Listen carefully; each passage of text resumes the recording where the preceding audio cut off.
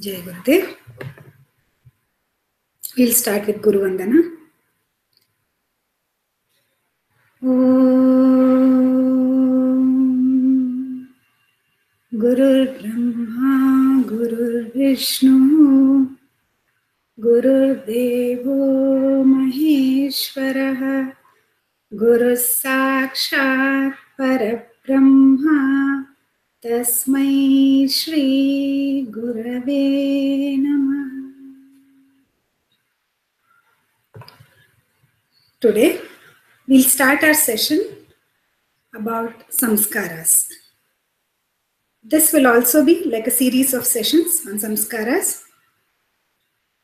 We'll have the introduction today, followed by weekly classes, understanding the different Samskaras, the ritualistic aspect as well as the science behind each of these Samskaras.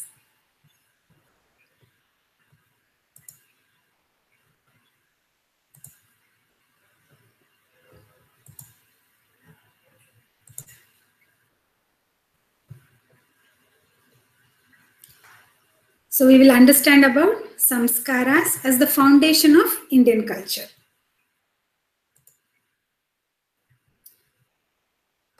First thing to understand is, what is Samskara? The advantage of being an Indian is that we have heard this word in many number of occasions, right? This is not something new to us. However, each one of us might have a different depth and breadth of understanding of this word. Today, we will attempt to understand this in a complete way. Okay. What is the meaning of word samskara? As you know, it is a word in Sanskrit, and it means samskaranam, samyak karanam va samskaraha. Says samskara means to refine, to improve, or to build properly. And this is exactly what the ritual of samskara does. It is aimed at refining us and making us into a better person. That is why our scriptures say, Janmana jayate shudraha samskarat dvija uchyate. This again being Sanskrit, let us understand what it means in English. Right? It says, when a person is born, everyone is born as a Shudra. Once they undergo the various samskaras as stipulated by our Indian culture, they are considered to be Dvija. Dvija means to be born again. You have to note that Shudra here does not refer to the caste. It just means an unrefined one. Something that is raw. Something that is yet to be molded. So from this unmolded state, Samskaras is a technique by which the personality of a human being is refined and made better. Let us take an example of a ore, a mineral ore. Right? So when we find iron ore from the depths of the earth, it looks like a piece of mud, right? It is contaminated by dirt. There are other minerals that are present along with it. So in that form, that ore in itself is not of much use.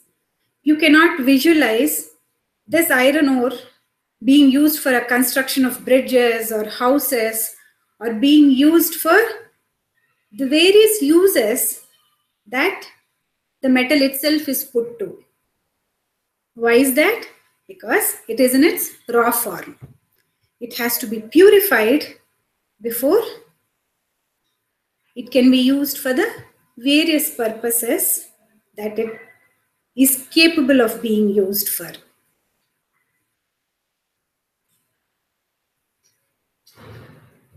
Let's take another example of water, right? Based on the cleanliness of the water, we put it to different kinds of uses. If we talk of water in the drain, it's not useful to anyone. In fact, it can be a breeding place for disease. However, when that water is filtered and purified, based on the number of purification steps that it has undergone, it is used either for watering the plants or for washing or for drinking purposes, which means that more the purification, it can be used for more significant purposes.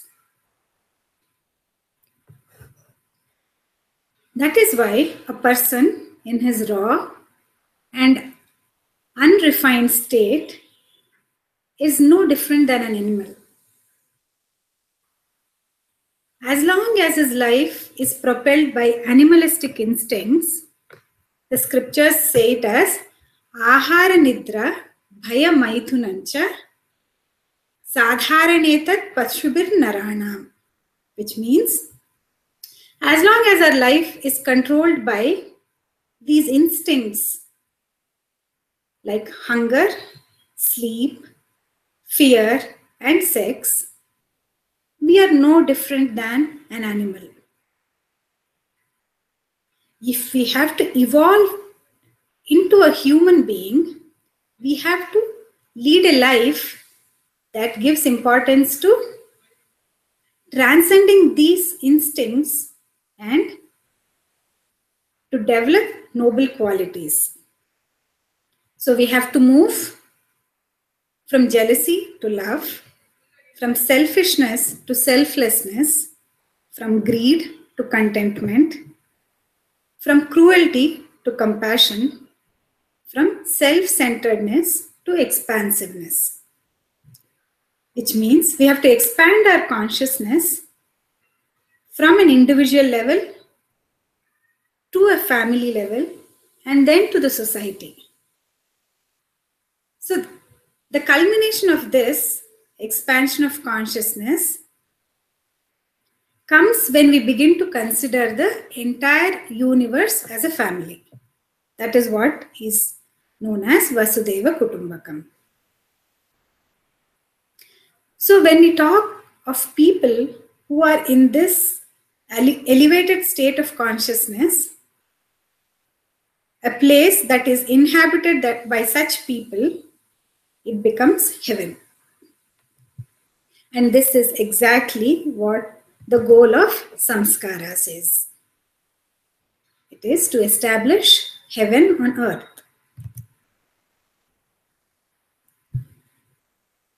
So let us not visualize heaven to be a place of comforts, music, dance, and merry. Right? Heaven is a place where devatas reside. And who are devatas? When people are endowed with divine qualities, then such a person is divine.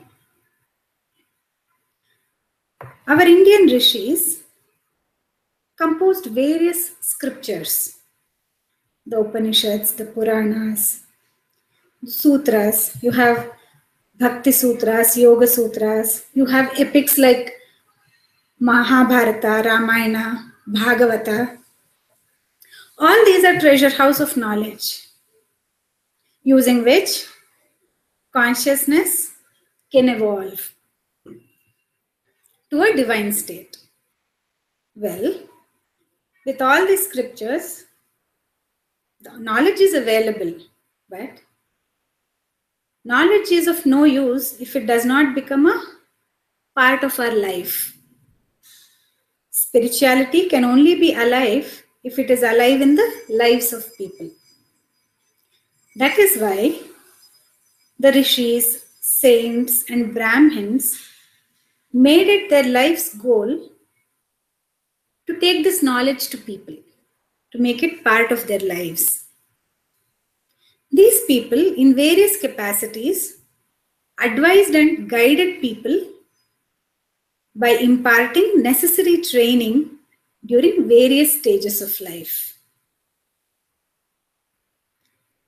Samskaras is a technique that has been developed by our ancient Indian rishis for this very purpose.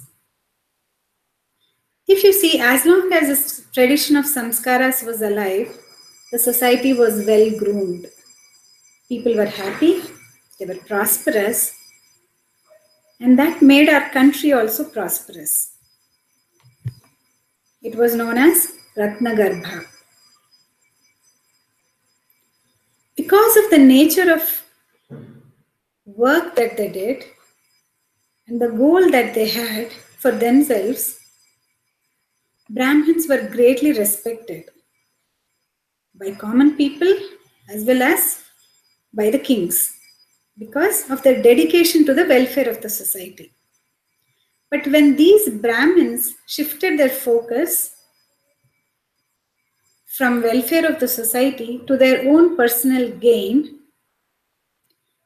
you can observe the degradation that came in the society. And from there on, everything spiraled downwards. So, this tradition of samskaras has to be revived. And the best thing to revive something is by understanding its importance and then adopting it in our life.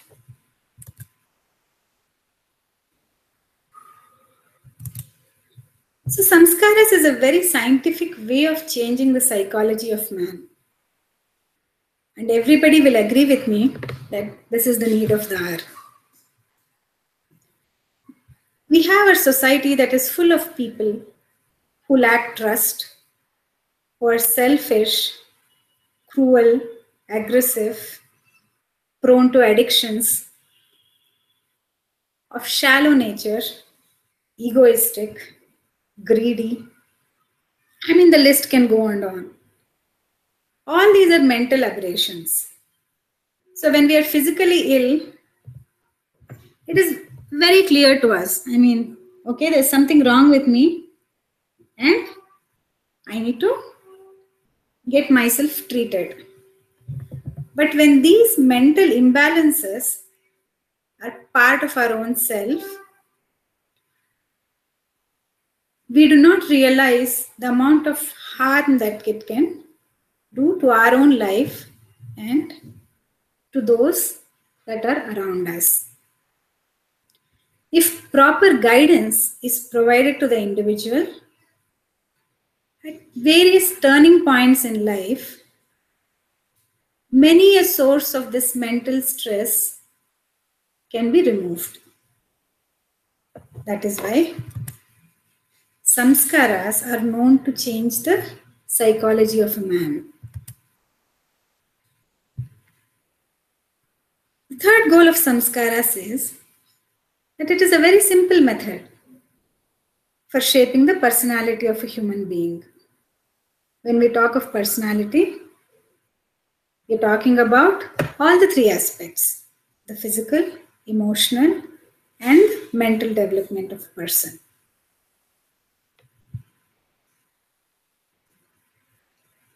Now that we know about what all samskaras can help us achieve at a very high level, right? We know what it is capable of achieving. Let us now take a look at what are the samskaras that are present in our Indian culture. This samskaras is a story from the seed to the seed. Right? From the time life begins to the time that is perceived as the end of life. But is it really the end of life, or is it the beginning of a new life? Something for which all of us should ponder on, and we will continue this discussion through the various sessions that we will have on this topic. So the first samskara is garbhadana, right? Even before life enters the womb. In the order of a person's life, there are totally 16 samskaras. 16 is known as Shodasha in Sanskrit. That is why we talk of Shodasha Samskaras. Starting from Garbhadana, Pumsavana, Simanta, Jatakarma, Namakarana, Annaprashana, Chudakarma, Karnavedana, Vidyarambha, Vedarambha, Yagnopavita, Samavartana, Vivaha, Vanaprastha, Antyeshti, and Maranottara. From before life enters to after the life leaves the body, Maranottara. There are totally 16 samskaras. Some of us might find some of these names familiar. I'm sure everyone recognizes Vivaha, marriage. That is also one of the samskaras. Among these 16 samskaras, there are some samskaras that Parampuja Gurudev has considered not relevant to today's times, because with the passage of time, some samskaras are no longer relevant for various different reasons. However, Parampuja Gurudev has combined the essence and learnings of these samskaras with others that we will learn in next sessions. So the ones that are not relevant are Garbhadana. And why is it not relevant? In ancient times, the communion of wife and husband was not a matter of pleasure.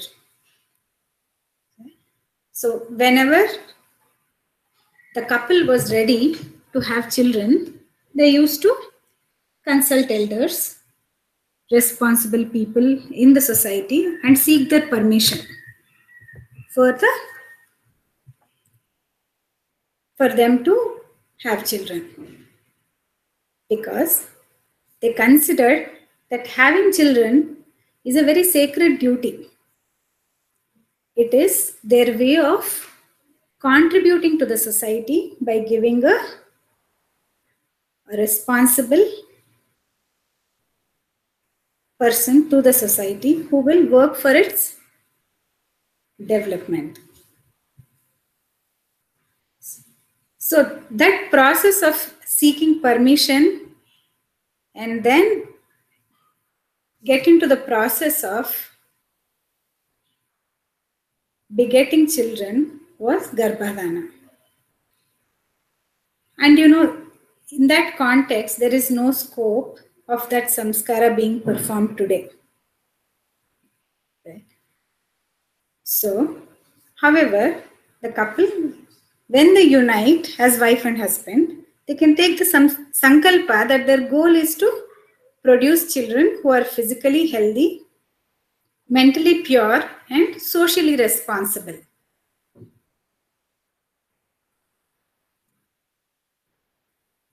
So this sankalpa can only be taken by those individuals who are themselves capable physically to be able to get children. So this samskara, though has lost its relevance in today's time, those parents who want to use this thought forms while having the kids can work with this sankalpa. The next is Simanta.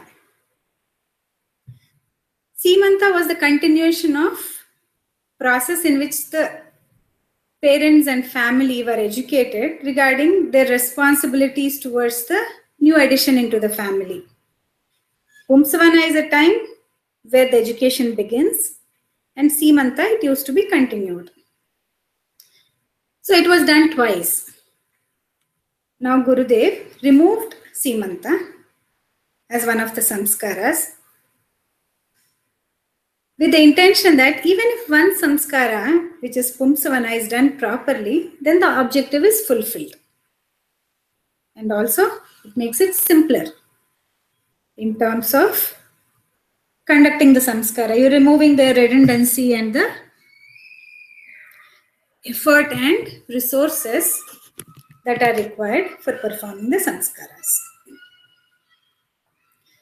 Jata karma was done when cutting the umbilical cord. So that is not practical today. Most of the children, they are delivered in the hospital. And there is no place for conducting this ritual. However, if the parents are conscious, then when the child's cord is cut, you can think that the child has been born to lead a righteous life.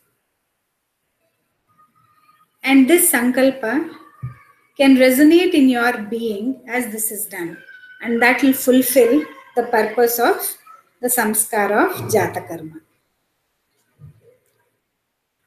The next one is Karna Vedana. So this is the samskara where piercing of ears is done. Right? And this piercing of ears of boys has long been discontinued. And today, many of the girls may or may not want to pierce their ears. So even this samskara has lost its relevance and importance and hence removed. Then you have Vedaramba and Samavartana. They were done at the beginning and ending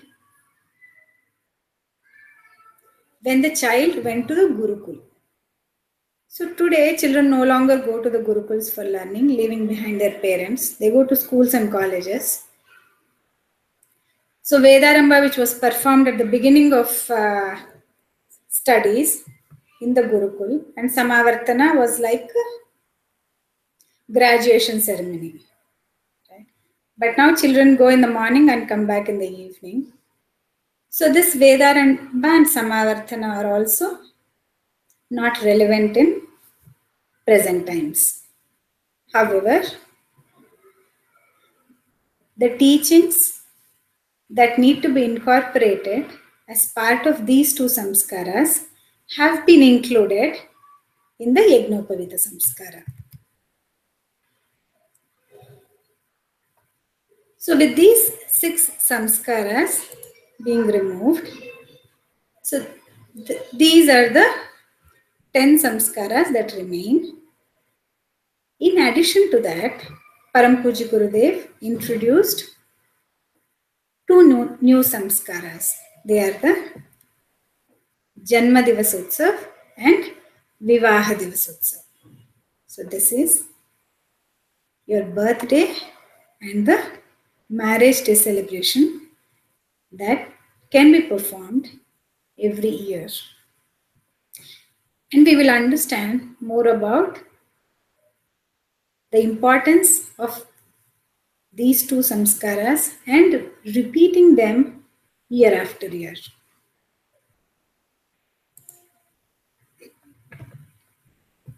So whenever we say samskaras, we have to understand both the aspects of samskara. One is the scientific aspect, which comprises of the ritual or the karma kanda, mantras, and the yagna that is done as part of the samskara. The second and the most important one is the training aspect for us to understand the rationale behind the various procedures in the karma kanda and the meaning of the mantras. So it is both these aspects when combined that create a change in our physical, emotional, and mental bodies. And the effectiveness of samskaras is when it is performed at the appropriate time. Each of these samskaras have a stipulated time during which they are performed. So when they are performed at the appropriate time by the right person who has the right understanding, and he imparts that understanding not only to the person who is getting the samskara done, but also to all those that are present during that event. So you have to create a conducive environment for the ritual, follow the correct sequence of rituals, and then the most important thing, perform it with great zeal and enthusiasm. That's Shraddha with which the samskara is done. All those contributes to how effective a samskara is when it is performed.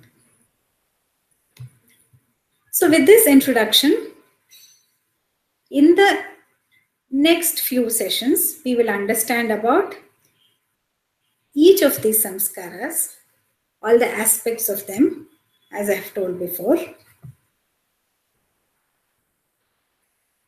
And then equip ourselves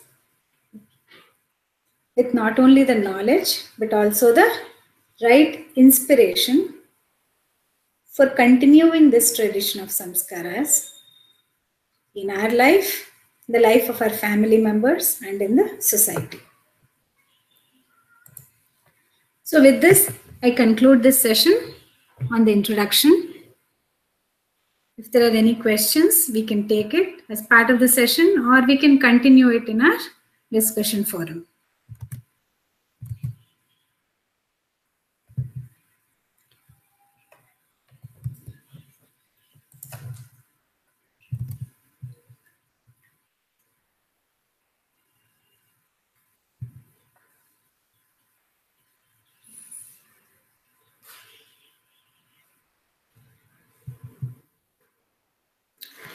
Jai Gurudev. We will do Shanti Pat. Om Dyauh Shantirantarikshagham Shantihi Prithvi Shantihi Apash Shantihi Oshadaya Shantihi Vanaspataya Shantihi Vishve Deva Shantihi Brahma Shantihi Sarvagam Shantihi Shantireva Shanti Sama Shantireti Om Shanti Shanti Shanti